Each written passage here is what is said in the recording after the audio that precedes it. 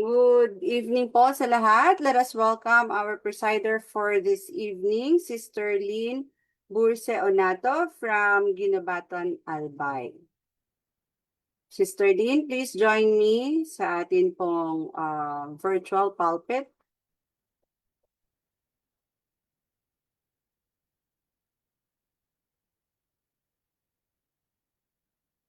Yon, Sister Lynn, you may turn on your microphone. Ayan. Hello. Yes. Good evening po. So we have Flores family here. So may I know po, before we formally start, may I know if Brother PJ Flores is here and Brother Rodick Flores also? Yes daw po. So we will proceed, Sister Lynn, with what is in our program. Yes po. Go ahead. Ready na po?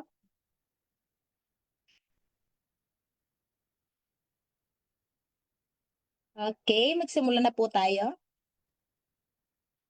Okay, so magandang gabi sa ating lahat at happy Sabbath. So malugod ko po kayong inaanyayahan at tinatanggap sa ating Vesper Worship ngayong gabi. So tayo po ay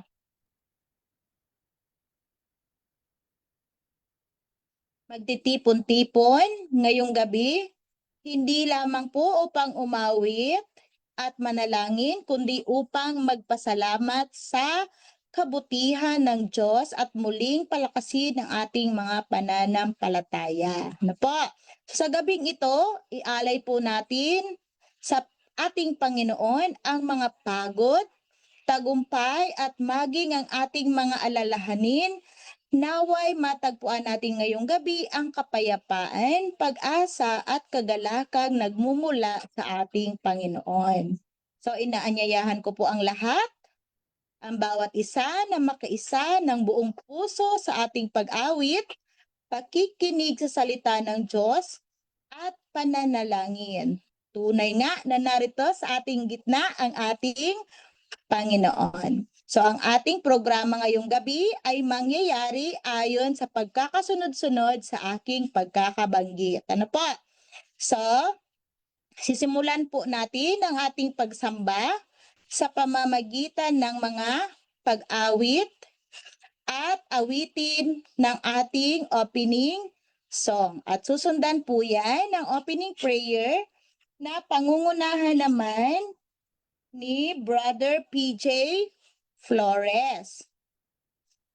At pagkatapos po ng panalangin ay magkakaroon tayo ng dalawang mensahe na magmumula sa ating Panginoon. Una ay ang mensahe sa pamamagitan ng isang espesyal na awitin na ihahandog naman sa atin ni Sister Miles Flores. At susundan po yan ng pag-aaral ng salita ng Panginoon sa pangungunahan naman ni Sister Mara Flores.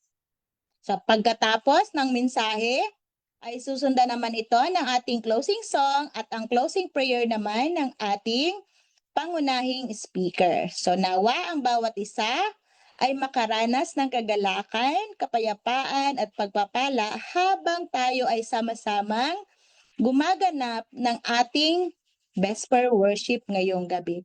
So atin na pong awitin ng ating opening song.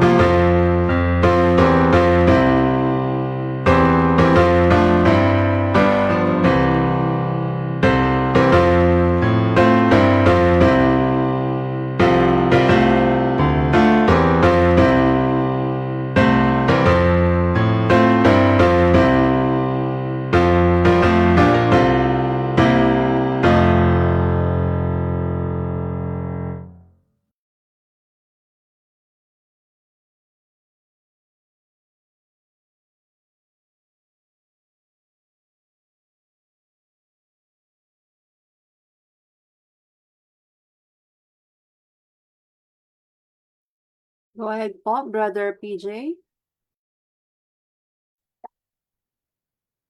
Tayo po ay manalangin. Ama namin Diyos, maraming salamat po sa araw na ito, sa pagkakataong muli kaming magkakasama.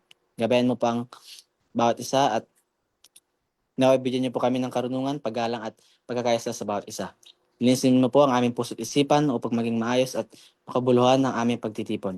Natin mo rin po ang bawat pamilya at patuloy po kaming akayin sa iyong kalooban. Ito po ang aming dalangin sa pangalan ni Jesus. Amen.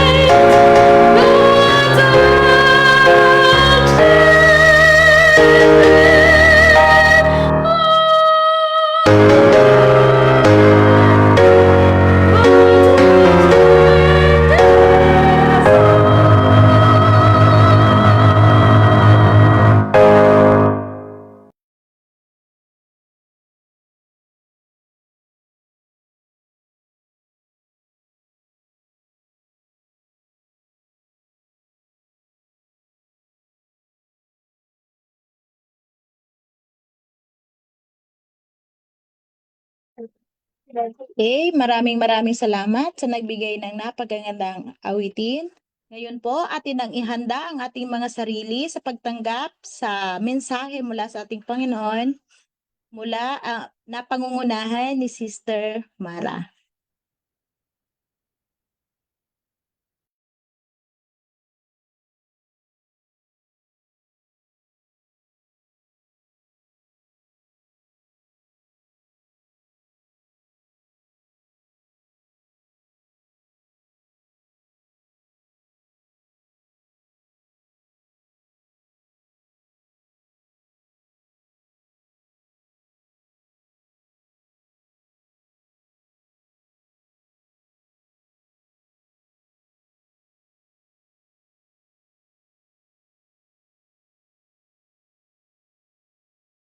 Wala po yatang sa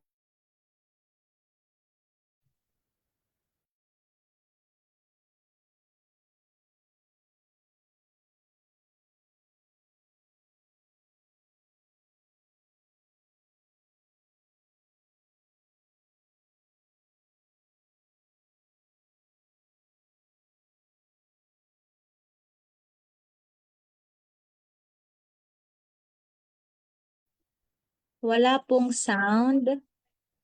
Ma'am Mara, wala ka pong sound. Wait lang po kasi sabi kasi sa akin ni Miles, after 17 seconds.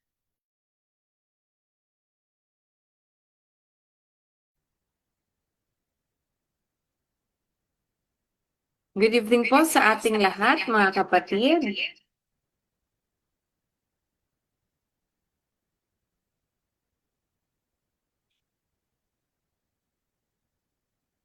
Good evening po sa ating lahat, mga kapatid. Happy Sabbath po. At maraming salamat po sa inyong pagdalo sa ating Vesper Worship ngayong gabi. Tunay nga pong pagpapala na muli tayong magsama-sama upang magnilay sa mga aral ng Panginoon. At bilang isang teacher din po, very personal sa akin ang topic natin ngayong gabi. At minsan kasi bilang teachers, focus tayo sa lesson plans, grades, requirements, at classroom management. Ano po? Pero paaalalahanan po tayo ng chapter na ito na mas malalim pala ang calling ng isang guro. Kasi hindi lang tayo nagtuturo ng subjects, kundi humuhubog din tayo ng buhay, karakter, at spiritual direction ng mga bata. Kaya habang nakikinig po tayo ngayong gabi, I pray na hindi lang ito maging lecture or presentation, kundi maging reminder kung paano tayo magagamit ng Diyos bilang influence sa iba. So whether teacher po tayo, parent, church leader, or simpleng ate at kuya sa iglesia. At ito nawa ay maging personal reflection din natin para sa bawat isa sa atin. And let us ask ourselves, how can God use me to influence others for Him? And so bago po tayo dumako sa chapter 22, magkaroon po muna tayo ng maikling recap ng chapter 21 na may pamagat na Christ Deals with Minds. And sa chapter na ito, makikita natin kung paano si Jesus ay hindi lang tumitingin sa outward actions ng tao, kundi mas lalo sa isip at puso, ano po. At alam niya ang fears and struggles at yung mga pangangailangan natin. Kaya iba-iba rin ang kanyang paraan ng pakikitungo sa tao. Minsan gentle at comforting at minsan naman direct and corrective. Pero lahat ng iyon ay dahil sa kanyang pagmamahal at desire na mailapit ang tao sa Diyos. At makikita rin natin na ang tunay na pagbabago ay nagsisimula sa isip. Kaya kapag ang isip ay napuno ng pag-ibig at katotohanan ng Panginoon, unti-unting nagbabago ang karakter at pamumuhay ng tao, di po ba? At mahalagang lesson ito, lalo na para sa mga katulad ko rin na teachers at influencers ng kabataan. At dahil tulad ni Kristo, hindi lang tayo tinatawag para magturo ng impormasyon, kundi para umabot sa puso at isip ng mga tao sa tamang paraan. So my dear brethren, with prayerful hearts, Let us now study together the beautiful principles found in chapter 22, the school and the teacher. So let me share to you my screen, mga kapatid.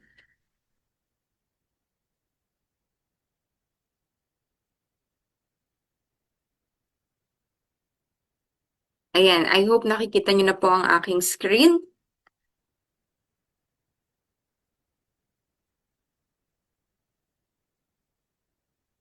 Ayan po.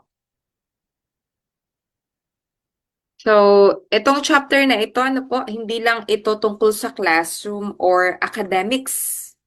So, ang pinakapuso dito, ang pinaka-heart ng chapter na ito ay influence. Ayan po. Paano ginagamit ng Diyos ang isang guro para maghubog ng isip, ugali at spiritual life ng mga bata. Narealize ko po na minsan mas natatandaan po talaga ng mga estudyante kung paano mo sila pinakikitunguhan kaysa sa mismong tinuro mo. Kaya sa gabing ito, pag-uusapan natin hindi lang yung mga teaching techniques, kundi yung puso ng isang tunay na Christian educator. So, ayan, ano nga ba talaga ang nagpapagaling sa isang guro, sa isang teacher? Ito ba ay talino, discipline, kindness ba, godly influence, or ability to inspire? Ayan. So, lahat po yan, alam naman po natin ay importante. Pero habang pinag-aaralan ko po itong chapter na ito, mas nakita ko na ang pinakamalakas na influence ng teacher ay hindi lang knowledge, kundi character po.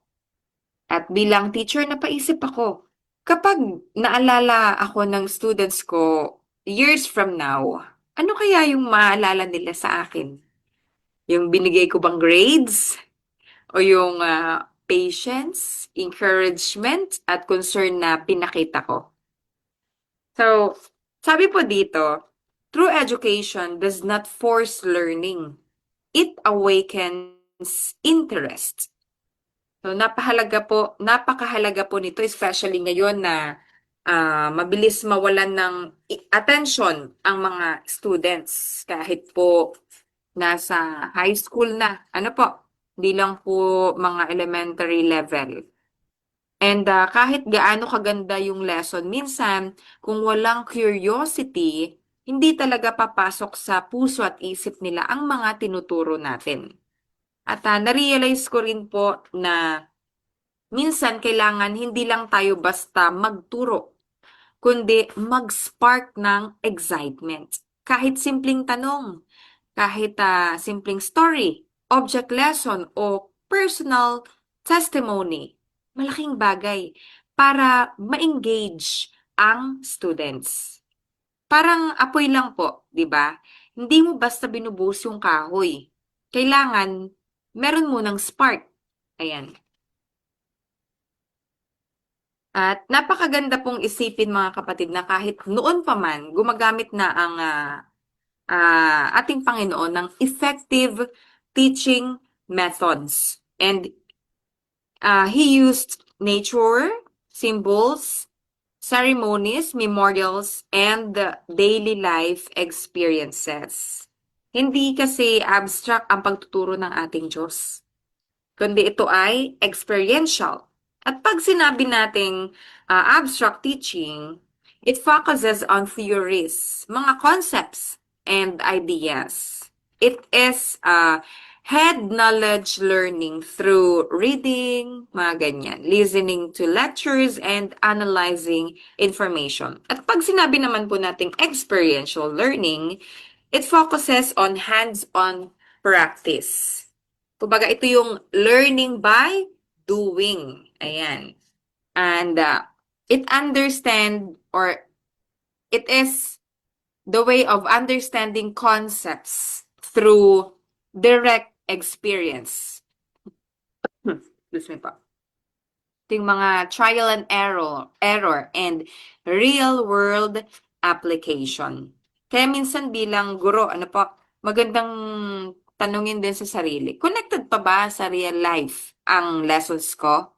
Di ba? Sa lesson plan ngayon, meron po yung may part doon na kailangan mong i-engage, ano po, or i-connect yung real life situations sa lesson. Kasi mas tumatatak ang lesson kapag nararamdaman at nararanasan ng mga bata.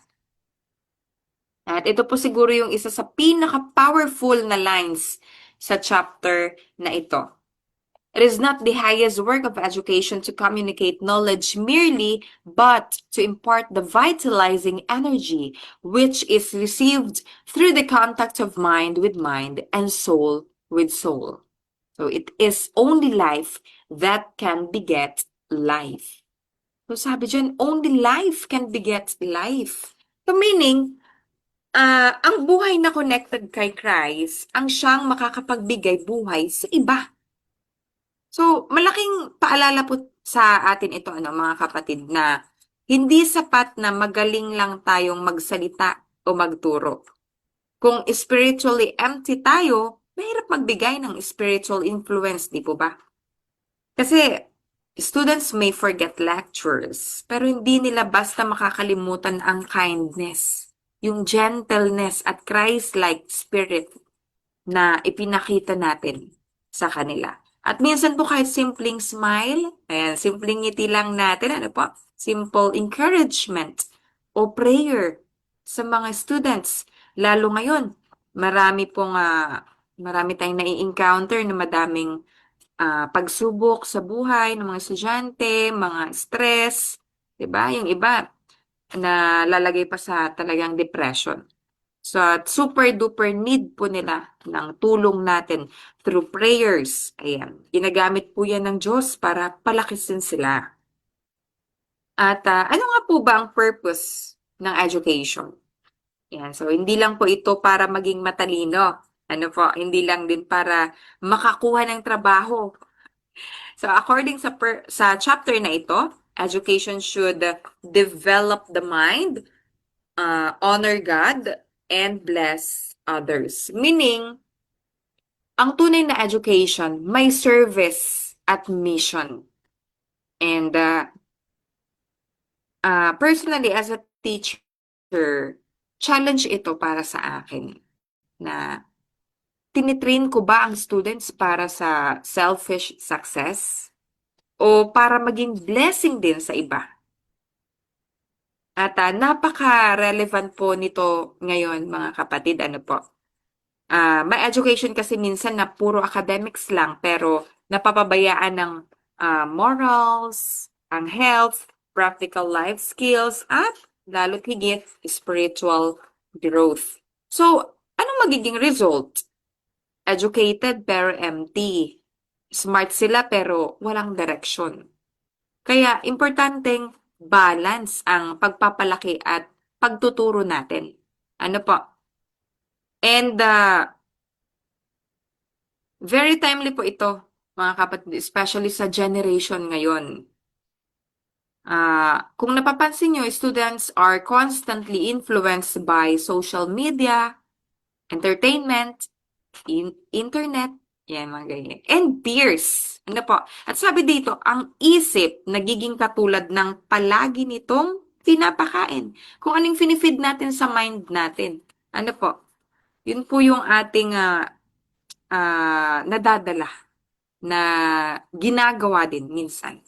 Kaya bilang teachers and church members, hindi lang tayo tagabigay ng impormasyon.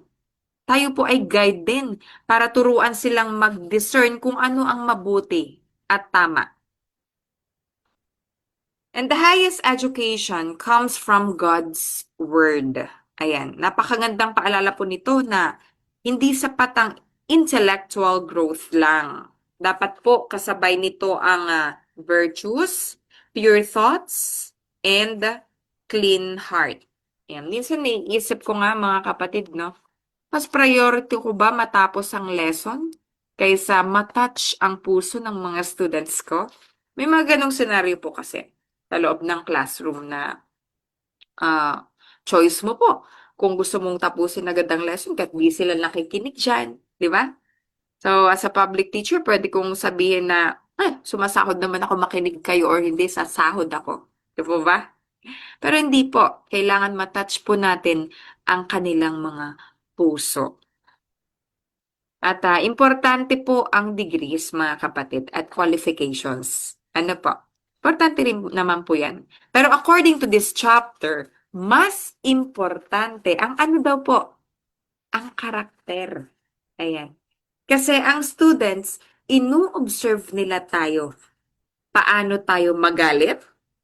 Paano tayo mag-handle ng stress? Paano tayo magsalita? At paano tayo magmahal? At minsan doon sila natututo higit pa sa lecture na ibinibigay natin sa kanila. At tingnan nyo po ito mga kapatid. Napakaganda pong principle nito.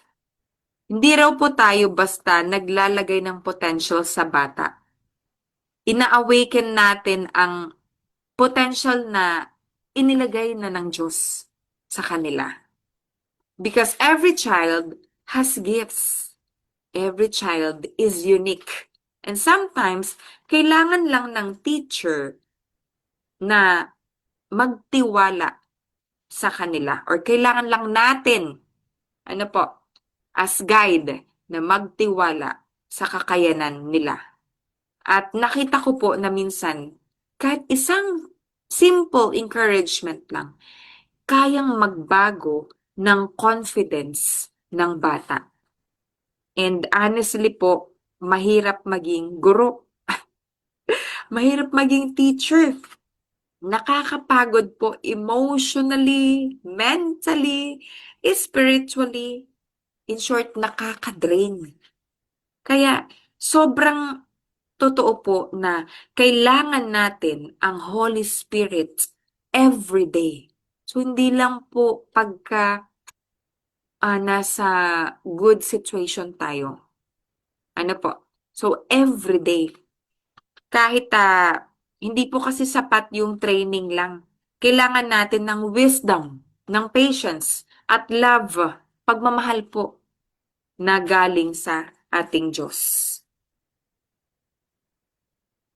Ayan, so lahat po ng teacher, ano po, nagko-correct ng students. Pero, malaking difference kung paano natin ito ginagawa. Ito ba ay correction with anger that may produce fear? Pero correction with love produces growth. Ayun po, magkaiba po yun, no? Kung correction with anger, pwede pong mag-produce ng fear. But correction with love produces growth. So bilang guro, tayo po bilang mga nagtuturo, malaking lesson po ito para sa atin na minsan ang tone at approach natin ay mas tumatatak kesa sa correction mismo na ginagawa natin. Ano po? Kaya tayo ay dapat mag-ingat po sa pag-correct din, mga kapatid. Ang harshness po may lasting effect sa bata. Kahit po hindi sa bata, kahit sa ating mga adult. Ano po? Pag tayo kinokorek in a very harsh way, ano pong mararamdaman natin, di ba? So, parang minsan, kesa makinig ka, ayaw mo na lang makinig or pakinggan yung nagko-correct sa'yo. Ano po? So, kailangan yung tone natin at approach ay maingat po para mas mag-grow yung kinokorek natin. At may mga batang tahimik lang externally, pero deeply hurt internally. Mahirap po yun. Mahirap din mag-heal internally.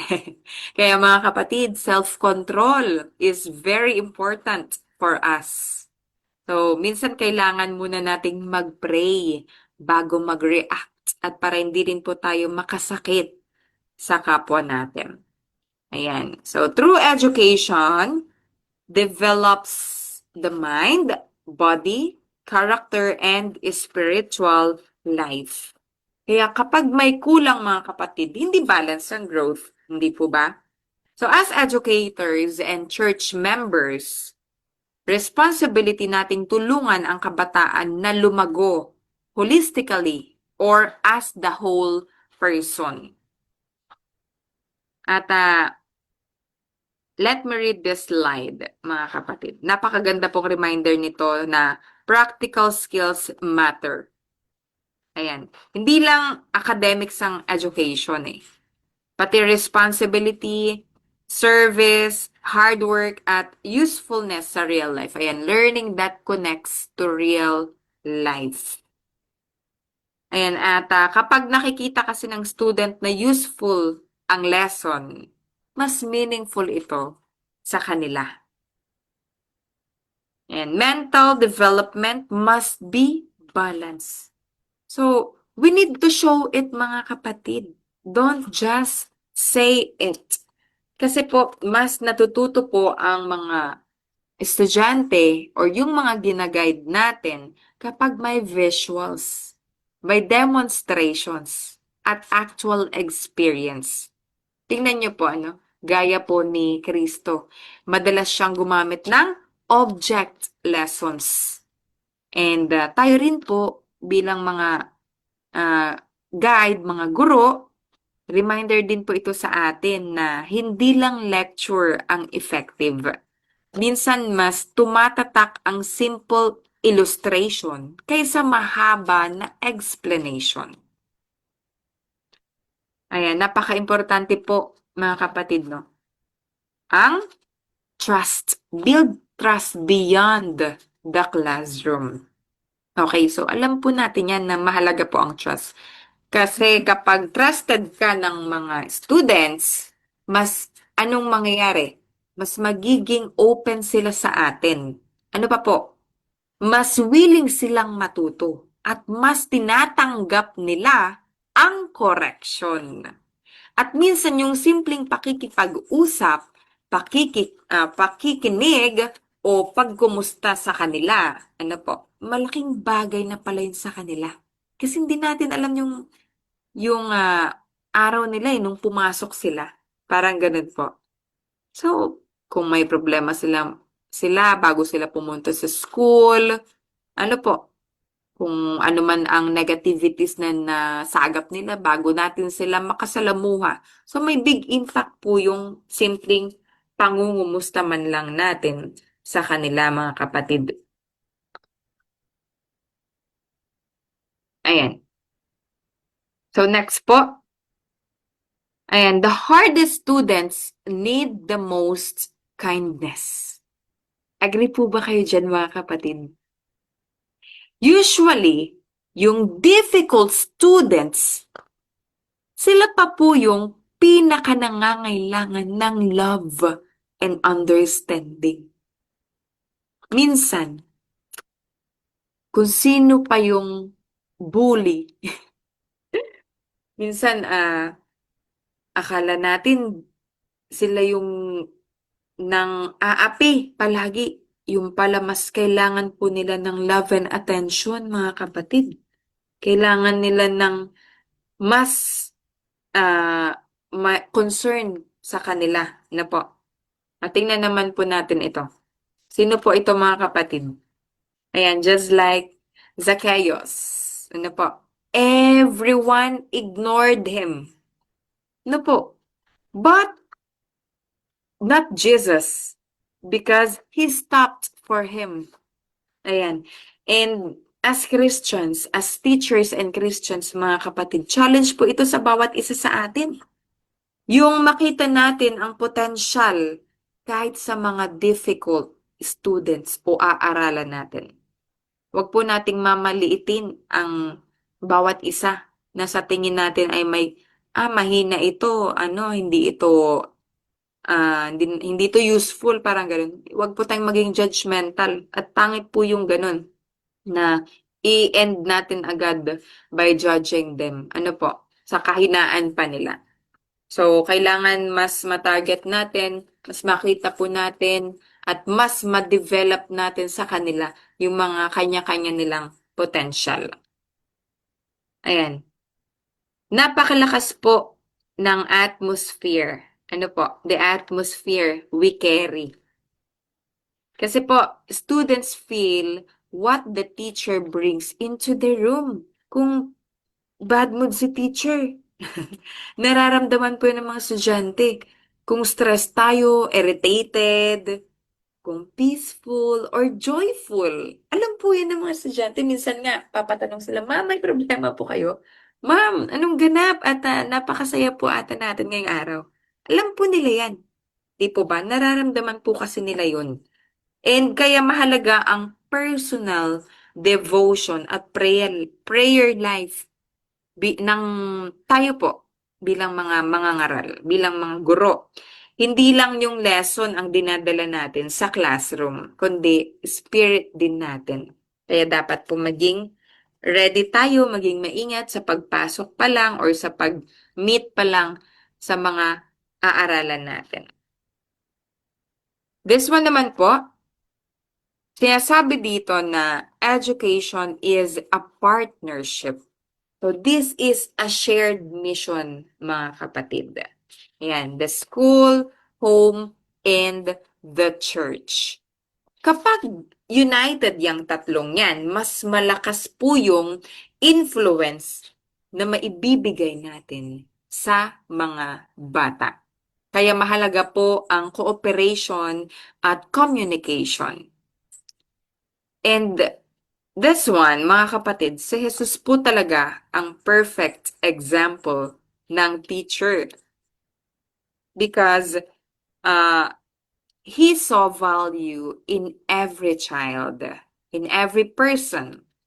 At hindi lang siya nagturo ng truth, kundi pinakita niya ito through compassion, through patience, at love. May pagmamahal po ang ginawa ng ating pagtuturo ng ating Panginoon. And as teachers, mga kapatid, iyon din ang highest calling natin. Ano po? Sabi dito, before you teach tomorrow, bago po tayo magtapos mga kapatid, tingnan po natin tong slide na to. Am I teaching with love? Am I shaping character? Or am I preparing hearts for eternity? So as teachers, mga kapatid, deeply convincing po ito, Kasi minsan busy po tayo sa workloads and deadlines, kung ano man po ang ating mga hinahabol, pinagkakaabalahan. At minsan nakakalimutan natin ang eternal impact ng ginagawa natin. Ano po? Pero ngayong gabi, pinapaalalahanan po tayo ng ating Panginoon, mga kapatid. Ano po? Na what we do matters. Ayan po. And as stated here in Proverbs 22 verse 6, train up a child in the way he should go, and when he is old, he will not depart from it. So every lesson, every encouragement, at every prayer for a student, hindi po nasasayang. Maaaring hindi natin makita agad ang resulta, pero God is using every act of love to plant seeds for eternity. So my dear brothers and sisters, as we end tonight's presentation, sana po ay maalala natin na ang true education, whether at home, church, or school, is really a ministry of influence. Hindi man natin makita agad ang resulta ng efforts, every kind word, every patient correction, every prayer for a child or young person leaves a lasting impact. Ayan po, pakatandaan po natin yan palagi. And again, this chapter reminded me that students may forget the lessons, the quizzes, the lectures, but they rarely forget how we, as their teacher, made them feel. At higit sa lahat, they remember teachers who reflected the love of Christ. Kaya sana, wherever God places us, mga kapatid, maging instrumento po tayo ng encouragement, wisdom, and Christ-like love sa mga taong nasa paligid natin. At dyan ko na po tatapusin ang ating lesson. Kung meron po kayong karagdagan mga kapatid, mga insights and testimonies na nais ibahagi, ay akin na pong ibinibigay ang chance po para sa lahat. Thank you po sa inyong pakikinig and happy Sabbath po once again to everyone.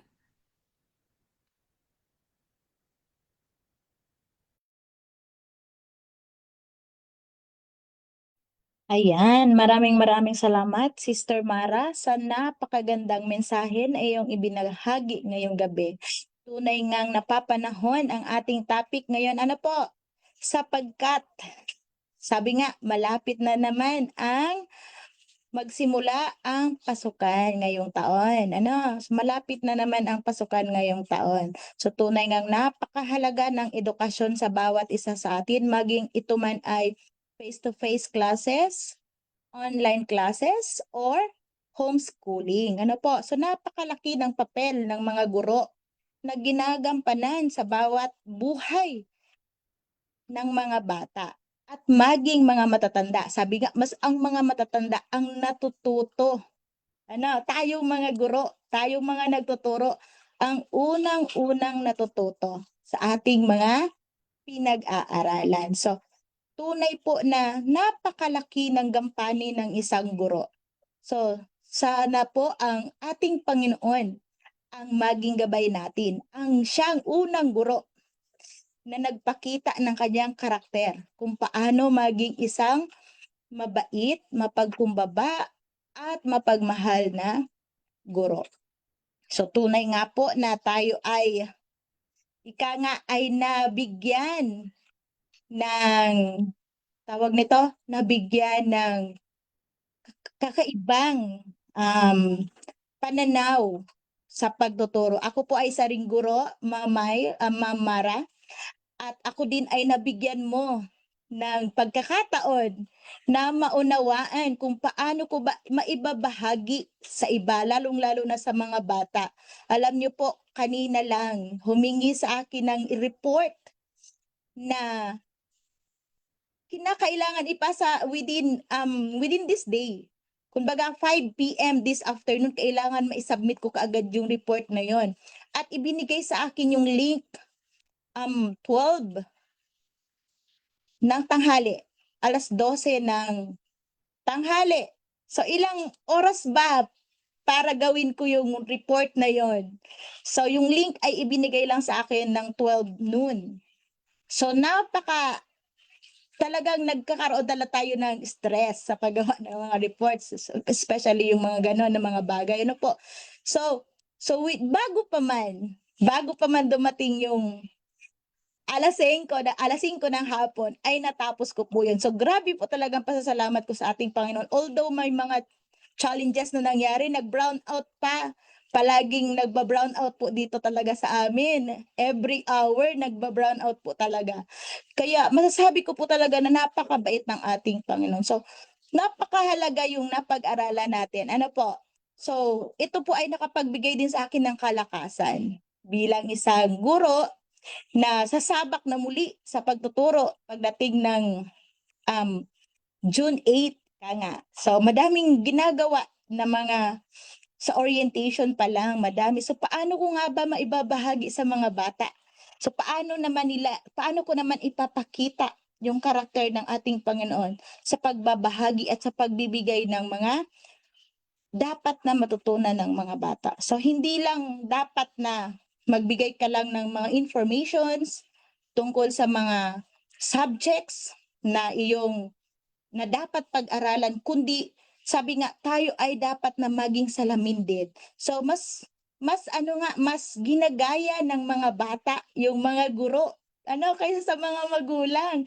Kung ano yung karakter, kung ano yung mga ginagawa ng mga teachers, yun din yung ginagaya ng mga bata. Kung paano magalit si teacher, kinukwento ng mga bata sa kanilang mga magulang katulad ng anak ko. Alam niyo po ba itong anak ko noon nung bata pa siya? Kung paano ako magturo. Pag-uwi namin sa bahay, ginagaya niya ako. Kung ano yung mga ginagawa ko sa school, ginagaya din niya. Ang dami-dami kong papel, madami din siyang papel na kinukuha. So ganun po tayo. Tayo yung huhubog sa mga batang ito. So napakalaki ng responsibilidad na nakaatang sa ating mga balikat. Ano po? Lalong-lalo na tayong mga guro. Hindi lang mga guro, kundi pati mga magulang. Tayo din po baga ay nagiging guro sa ating mga anak. So, sana po ay madami tayong napulot na aral sa mensaheng ating narinig. So ngayon po, akin na pong ini-encourage ang lahat na nakasama ko po dito sa Zoom at ang mga nasa FB Live na kung kayo po ay mayroong mga insights, mayroon kayong mga testimonies at karagdagan sa ating natutunan ngayong gabi, aking po kayong wini-welcome at pa-open po ng inyong camera at ng inyong mga microphones.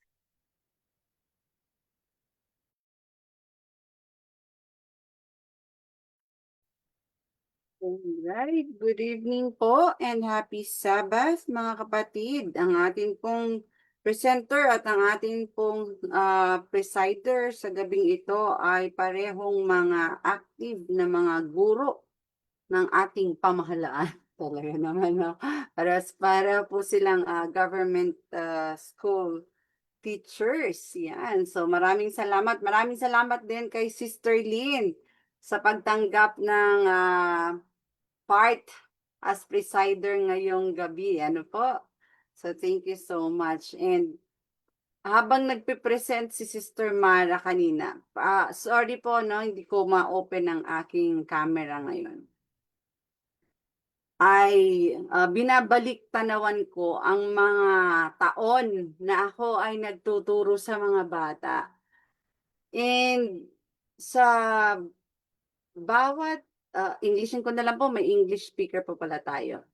I would like, while Teacher Mara was presenting our the chapter review for this evening, my mind was brought back during the time when I was teaching also in the classroom, when I was a classroom teacher also. And I've seen one of her slides, I've noticed that, yeah, maybe not just once, but quite a few times in my teaching career that I have thought, and not just thought, but did something that you know I don't have to consider the important matters, but just go to the classroom, deliver the lesson, and go out and get paid at the end of the month. But when I entered the teaching profession, my mind wasn't like that. Because as I didn't have much talent and skill. I wasn't given much talent to choose from to like that I could use to earn for a living. And the teaching profession offered me an opportunity that I could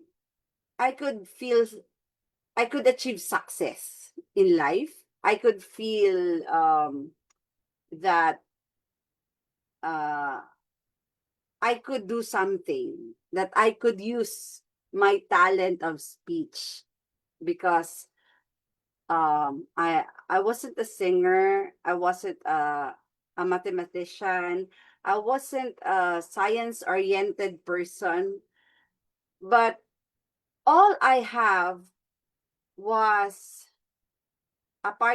from my physical appearance, all I have is my voice, my and my talent in public relations. And so if I would use this talent to apply for a job, that would make me transgress the fourth commandment. So I ended up in the teaching profession because many of the schools only require 5 days work. So I ended up as a teacher. But because this is the profession that I ended up, so my goal, my purpose was pure. That is to deliver the lesson, to help the students, and incorporate the teachings of Jesus. As because I was already a reformer when I went back to school and get my degree. So the biggest purpose of me getting into the teaching profession is to be able to inculcate to my students the gospel of Jesus. So basically, I would use my talent and my influence to lead souls to Jesus, to lead my students to Jesus. So that was my initial and greatest purpose in joining the teaching force. But sadly, as years went by, that great purpose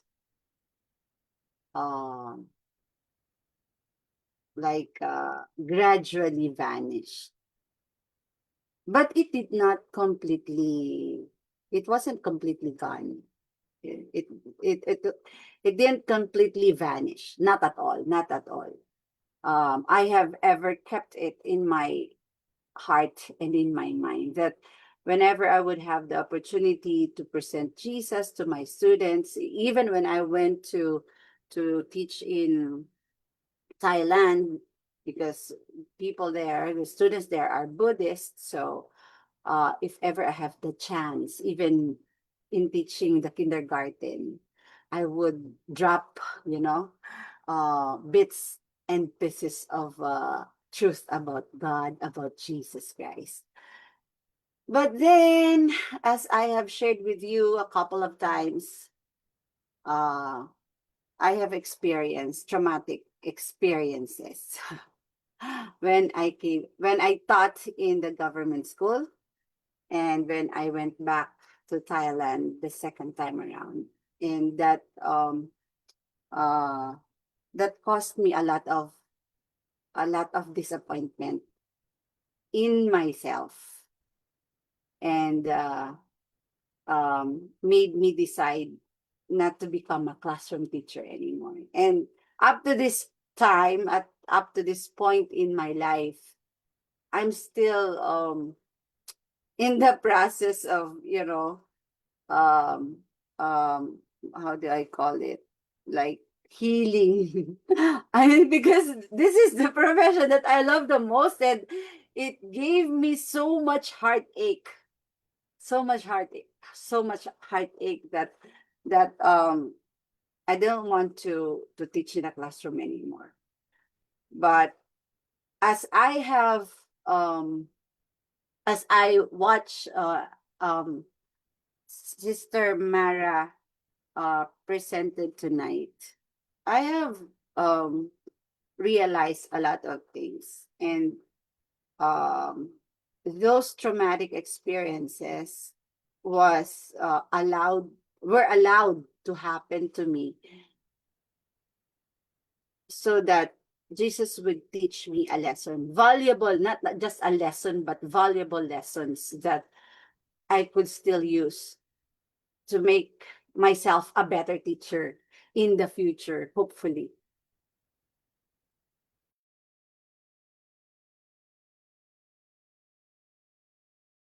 Ayan, thank you so much, Sister Nori.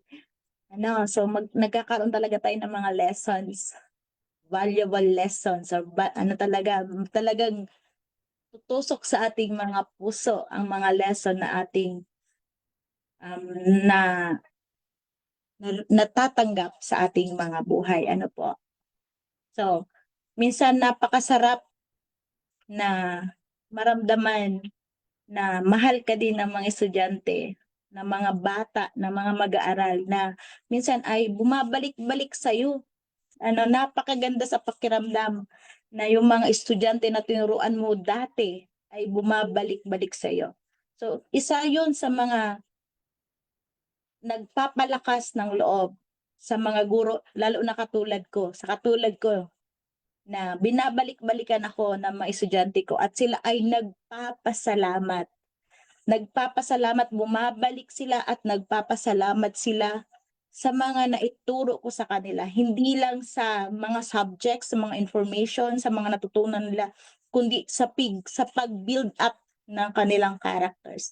So kung ano yung nakikita nila sa akin, sabi nga nila, ang dami nilang natutunan. So, ganun ang naging reflection ng mga guro, lalo na tayo, na nagiging bahagi ng buhay ng mga estudyante natin. So, sino pa po ang gustong magbigay ng inyong mga insights? Pakibukas lang po ng inyong camera at ng inyong microphone or mga testimonies.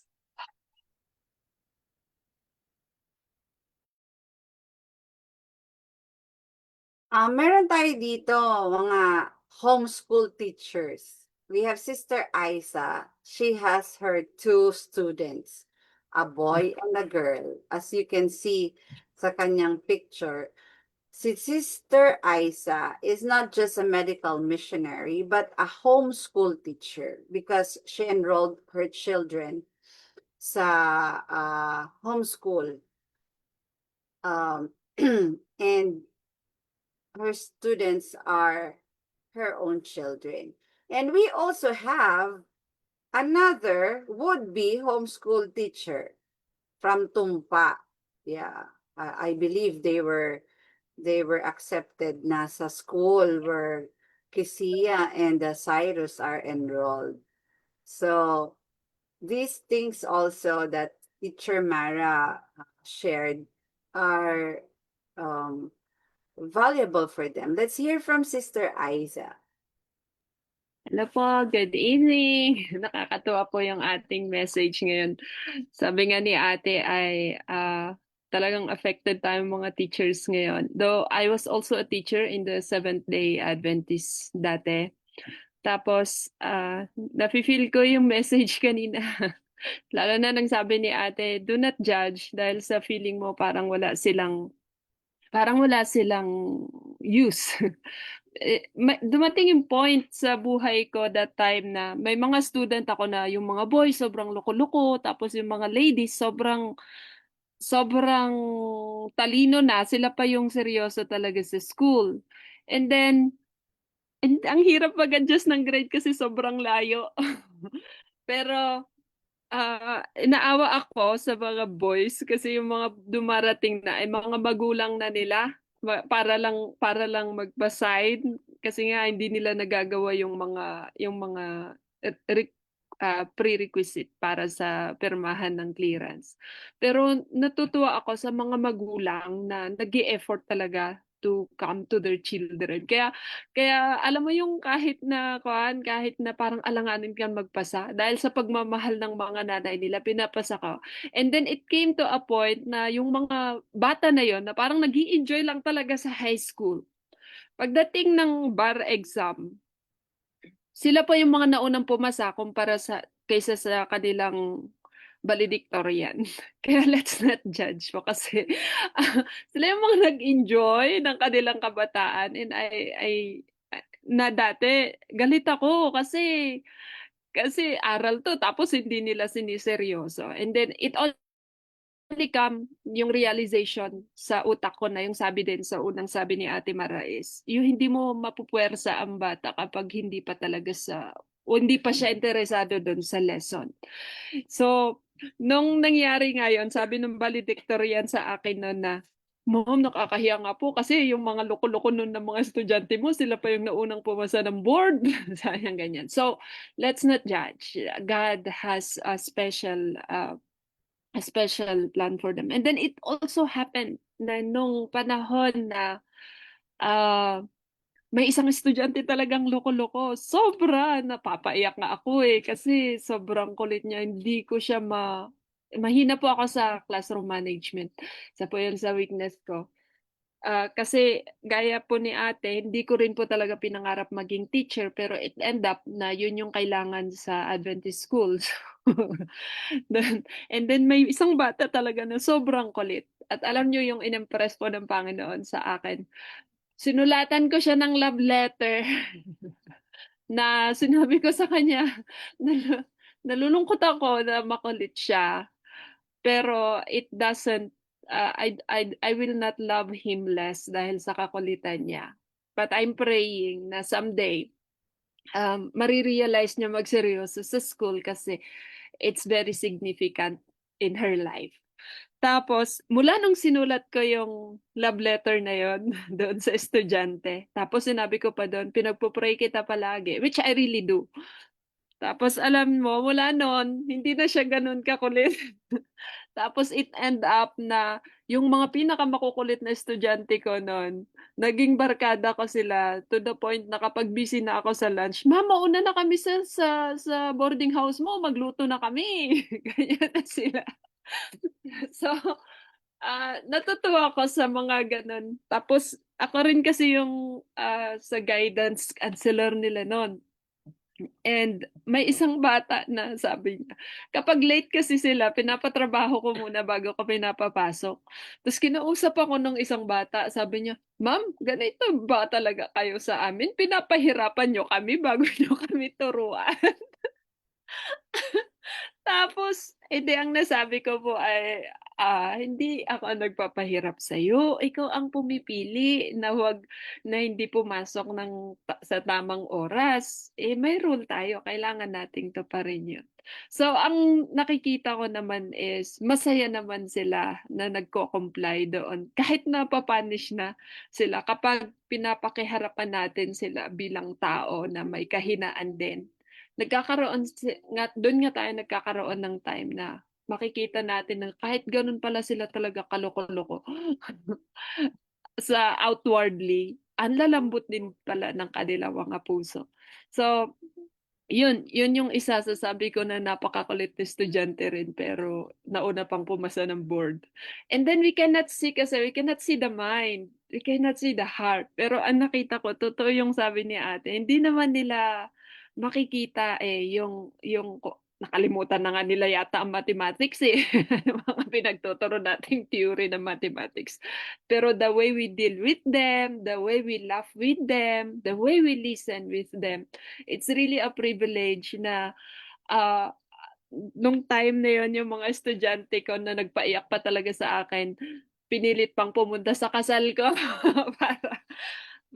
kaya natuwa ako sa estudyante ko na natatouch kasi ako rin mismo ay naturuan talaga nila yung sabi ni ate, we're the one who is personally learning. And then nakita ko yung mga lessons ngayon naman na nasa homeschooling ako, na yung mga lesson na ating ini-impart, kapag pala pinapractice mo, that's actually the time na mas madaling matutunan. May mga teacher kasi na ang galing talaga nila magturo theoretically. Pero kapag pina-apply na, mahirap na. Kaya ang pinakamahirap sa academics ngayon kapag nasa regular school ka is paano i-apply teorya na tinuturo natin. So pagdating na sa problem solving, hirap na sila kasi hindi na nila na-apply yung kan. Samantalang yun din yung nagustuhan ko sa homeschooling. Doon ako na-inspire kasi hindi ko tinuruan ng English yung mga bata. Pero sabi nga, ang ginagawa ko lang, pag nagtatanong sila ng, Mama, anong English nito? Habang nagwo-work kami, sinasabi ko na yon. So wala kami sa classroom. Tapos ang nakita ko, especially language, the more na ginagamit mo yung language, the more na natututunan nila. So kung gusto mo na matuto yung anak mo ng Tagalog, ng Ilocano, kausapin mo sila doon kasi doon sila kaysa, tas naranasan ko na mag-aral ng French. Nung wala na yung kausap ko, nung hindi na ako kinakausap ng French, nawawala na rin yung language. Trinay kong nagturo nag-aral ng Chinese Mandarin at saka Korean, pero nung wala na talaga akong kausap sa mga ganong language, nawawala. So, yun yung pag-depreciate ng utak. Pero, honestly, kung tatanungin ako sa mga teacher ko kung ano yung natutunan ko sa kanila, usually talaga ang ang mas kapag ngayon pag ang mas mare-remind mo is yung mga naging close mong teacher, yung mga naging caring na teacher, yung mga pasaway din ng mga teacher. Yun yung mga nare-remind natin. Hindi yung mga prim and proper. Yun talagang, ang nare-remind ko pa, yung nagbagsak sa akin. Kaya, pero at the same time, nakita ko yung lessons at the end of the day na kailangan kong bumagsak para ma-mold ng Panginoon into something better so that I should learn more. So, dito sa true education journey, kasi lahat naman tayo, in Christ, we are students, di ba? Ang kagandahan dito is, nakikita na natin, as we are getting closer with Christ, mas nagiging aware tayo sa ating mga weaknesses. Na honestly bilang nanay, isa sa weaknesses na in-overcome ko is, minsan kasi pag nagbabasa ka ng mga spirit of prophecy, gusto mo, dapat mangyari na to, dapat mangyari na to. And then I did not see alam mo yun yung nag-create ng gap sa akin dati kami ni na Kuya Cyrus, nung hindi pa ako natuto. Tapos yun din, nung na-realize ko na, nung pinapakita na ng Panginoon, ay ganito ka, parang ipokrita ka. Kasi kaya mo maging mabait sa ibang bata, sa sarili mong anak, hindi mo kayang tiisin. So, yun yung pinakita ng Panginoon sa akin. And then, so, minsan, kapag sobrang kulit na talaga ng anak ko, yung magpo-freak out na talaga ako, nagpo-pray na ako, Panginoon, magiging ipokrita na naman ba ako? Tulungan mo ako, kalmahin mo yung puso ko kasi hindi ko talaga kaya yung damdamin ko ngayon. So yun yung naging panalangin. Tapos yung ang dami ko rin natutunan sa mga homeschoolers outside. Nagpaparealize din ng mga bilang nasa reformers, ang isa kasi sa na-develop sa akin nung nasama ako sa reformation is yung dapat strict ka, dapat ganito, dapat ganyan. To the point na para na akong Pariseo na doon na lang ako sa dapat-dapat na ganun. Pero hindi ko tinitingnan yung tumutulong sa akin para ma-meet ko yun. Kaya ako nai-stress kasi ang taas ng standard, tapos pinipilit mo, pero hindi mo naman talaga kaya. Sa halip na magpakumbaba ka na lang, mag-surrender ka na lang sa Panginoon. Minsan may mga standard tayo na very high na gusto natin ma-attain. And we thought like we have a contribution in doing it. But kailangan pa tayong ma-fail para ma-realize natin na ay mali yan. Mali ka.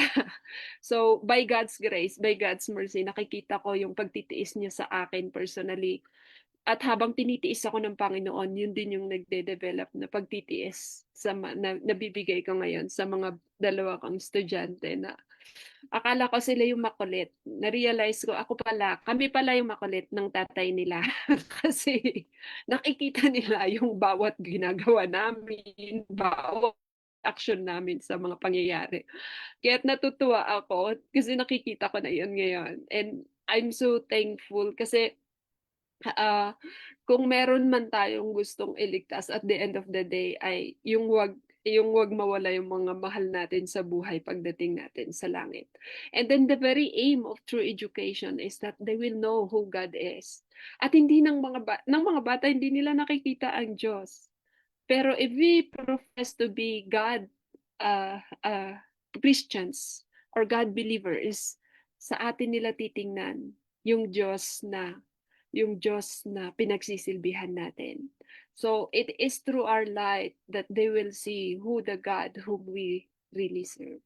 So, dawa pagpalain tayo ng Panginoon, tayong mga nanay bilang mga teacher ng ating mga anak, tayong mga teacher sa school at sa mga ini-influence natin na bigyan pa tayo ng i-check pa tayo ng Panginoon hanggang ma-mold tayo into Christ likeness. And then we will love as much as Christ had loved us. And isa po ito sa napakagandang profession na na-realize ko na inaayawan ko nun. Kasi imagine yung bilang nanay yung nagkakaroon tayo ng pagkakataon na gawin ng Panginoon na trainer ng mga anak natin para sa lifestyle ng panglangit. So, and sabi ni ate, before we can teach that, we need to live it so that they will appreciate it. And when we are living it and we're not happy doing it, they will see that also. So we've got to let the love of Christ dwell within us so that every light that comes from God that we have to learn and we have to teach ay magbibigay din po yun ng inspirasyon sa kanila to love Jesus more and to love the Father more. Happy Sabbath po! Amen. Ang ganda ng testimony ni Sister Aisa. So ngayon, hinga naman natin ng testimony, insights at karagdagan si Brother Ray sa pagiging teacher. Hindi lang sa kanyang mga anak, kundi sa mga nasasakupan sa kanyang mga kasamahan. At alam niyo na po, sa atin lahat. So, Brother Ray, Yes po, magandang gabi at happy Sabbath sa lahat. Mahaba na po yung nakwento ni Ate Isa, kaya iksinan ko na lang. Anyway, isa po sa greatest profession actually is being a teacher kasi hindi lang yung academics ang tinuturo mo, kundi yung tunay na value ng buhay at paano nila harapin yung buhay. Kaya pag isang teacher ka, you will really touch the lives of the people. So ako personally, hindi naman po talaga ako nangarap maging teacher. Kaya lang dahil nasa lahi namin o dugo namin ang pagiging teacher, ay ang unang trabaho ko ay pagiging teacher pa rin. So hindi ako nag-graduate as teacher, pero doon pa rin po ako napunta. So nung umalis na ako sa trabaho ko, ay hanggang ngayon ay teacher pa rin ako. So iba na nga lang ang tinuturo ko, hindi na academics but rather more in the spiritual things. But the point is, ang pagtuturo ng anumang bagay, lalo na may kinalaman sa kaligtasan, ay ito yung highest profession that we can have. And we need to make sure, lalo na sa amin, sa kagaya po namin ng mga manggagawa, we need to make sure na hindi mali ang tinuturo namin dahil kapag nagkamali kami ng ituturo ay madadagdagan yung aming kaparusahan. Kapag ang mga taong naniniwala sa aming tinuturo ay hindi maligtas, ay di kami ang masisisi. So, yun yung difference ng isa kang teacher sa school at isa kang teacher ng pananampalataya, sapagkat mas mabigat yung responsibility kapag nandito ka sa ganitong profesyon, sapagkat this is a matter of life and death. So we need to make sure na yung ituturo namin ay kung ano lamang yung ayon sa salita ng Diyos at hindi yung sarili naming opinyon. Dahil pag nagkamali kami ng turo at napahamak yung tao, di kami yung masisisi at kami ang magbubuhat ng responsibility. So hindi po biro ang magturo, hindi po biro ang ang mag-touch ng buhay ng mga tao. So tayo po na nagkakaroon ng impluwensya sa ibang mga tao ay ang requirement po sa atin ay merong clean hands and pure hearts. So in every time na tayo po ay haharap sa mga tao para magturo, ay siguraduhin natin na filled tayo ng banal na spirito upang hindi sila magkaroon ng maling interpretasyon o maling idea sa kung paano harapin ang buhay ah, na ayon sa kalooban ng Diyos. Yun lamang po at magandang gabi. Amen. So, napakaganda po ng naibahagi sa atin ni Brother Ray. Sino pa po ang nais na magbigay ng kanilang testimonies? Open po ng inyong cam and microphone. Testimonies, insights, mga karagdagan, o kahit na ano po na related sa ating topic ngayong gabi. Nandito po ba si Brother Milky na isa ring guro?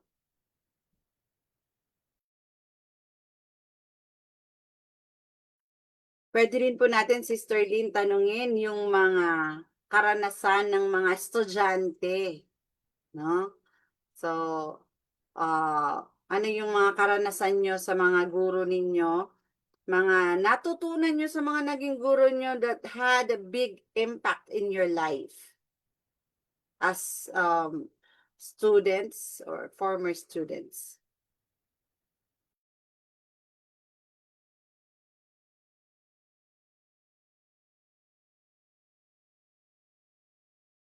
Ayan, ako po, mayroon akong experience. High school, nakalimutan ko magdala ng books. At mayroon akong isang teacher na talagang hinahanap ang aklat bago siya magturo.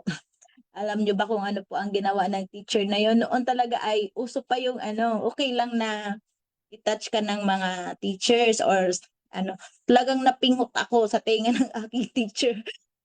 At dahil sa naiwan ko yung aklat, napingot ako.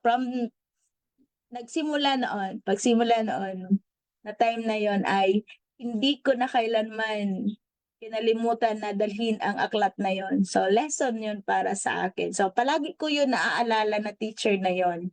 So, hanggang sa ngayon, kinukwento ko din siya sa aking mga anak. Na kapag pala, ano ang nais ipagawa sa atin ng ating mga guro? Kung ano ang nais na ituro sa atin ng ating mga guro, maging karakter man ito, mga personalidad, mga academic, ay tayo ay kailangan na magpasakop sa kanila or para maintindihan natin ang mga bagay-bagay na nais na nilang ibahagi sa atin. So, ganun po ako nung estudyante pa ako. May kalikutan din ako, pero hindi ako yung pasaway na bata noon. May kalikutan lang. Pero kapag nandiyan na ang teacher ko noon, talaga pong tahimik na ako. Tahimik na at nakikinig talaga. Ang ginagawa ko noon, yung mga sinasabi ng aking teacher, yun po yung aking sinusulat sa aking notebooks. Pero yung mga nakikita ko dyan sa sinusulat sa pisara, yung mga presentations, hindi ko yun isinusulat. Yung kanilang explanation, yung mga sinasabi ng mga explanation ng mga guro, yun po yung aking isinusulat. Yun ang aking tinitake note palagi.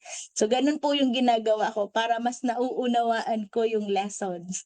So, maraming mga lessons, maraming mga teachers ang nagbigay sa akin ng impluensya na magaganda.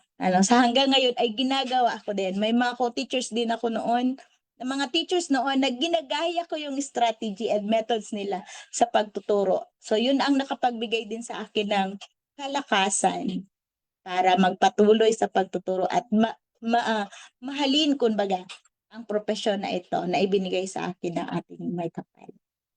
So, yung iba pa po, kung mayroon pa po kayong nais na sabihin, mga estudyante natin na nag-aaral pa, or yung mga nakatapos na, pwede po kayong magbigay ng inyong mga testimonies.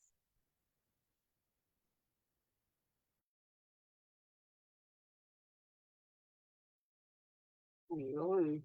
Nahiya ang ating mga participants dito sa Zoom, habang kayo nag-iisip, isa sa na-realize ko na bakit ako nag-fail doon sa mga estudyante ko sa Thailand because of language barrier. So, kung i-compare ko yung pag-deal ko sa mga matitigas ang ulong estudyante, mga pasaway na estudyante dito sa Pilipinas, successful ako kasi walang language barrier. So, na-achieve ko yung goals ko sa mga estudyante ko, but not dun sa profession ko. Kasi merong ibang factor that this really disappointed me. Pero pagdating sa pakikipag-deal sa mga estudyante, sa mga difficult students, kapag ang isang guro ay marunong ng lengguwahe nila, so mas madali mo silang maabot. It's easy to reach out to those students when there is no language barrier, compared to the students who cannot really communicate with you, and vice versa. You cannot communicate to them freely because they cannot understand you fully, and ganun din sila sa'yo. So, isa sa pwede kong maipayo sa mga gustong magtrabaho bilang teachers abroad, kung ang tuturuan ninyo o pupuntahan ninyong bansa ay may ibang language, hindi native English speakers. So it's better that you are also you learn first their language. You know how to speak, you know how to read and write their language, so that when you are put into a position wherein you handle difficult students, it will be a big help if you are able to break the language barrier.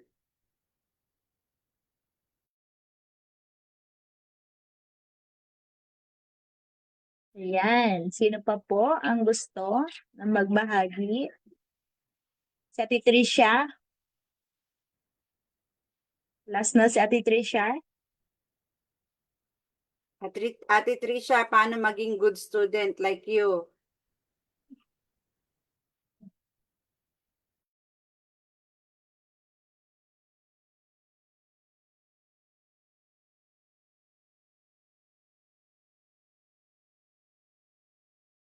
Hindi yata siya maka-on ng microphone.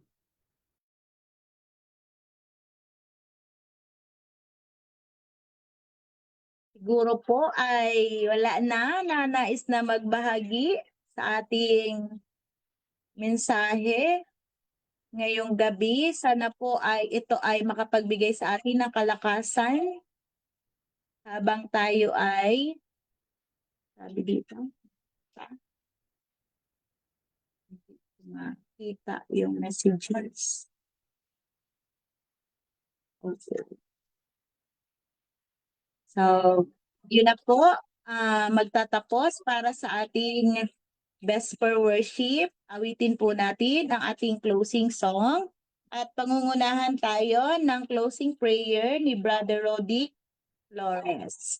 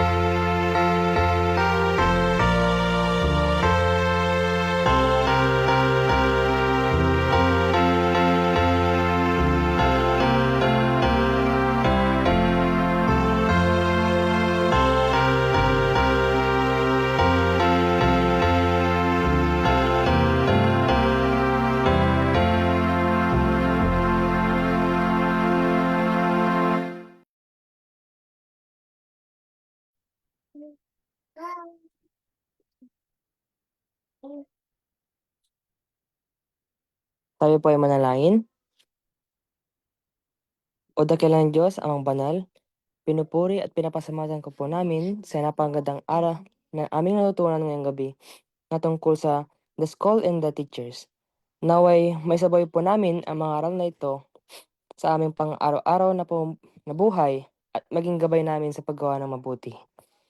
Maraming salamat din po sa inyong walang sawang pag-iingat, paggabay at pagmamahal sa amin bawat isa. Ama, patuloy niyo po kaming samahan at pagpalain. Ito lang po ang aming samot dalangin sa matamis na pangalan ni Jesus. Amen.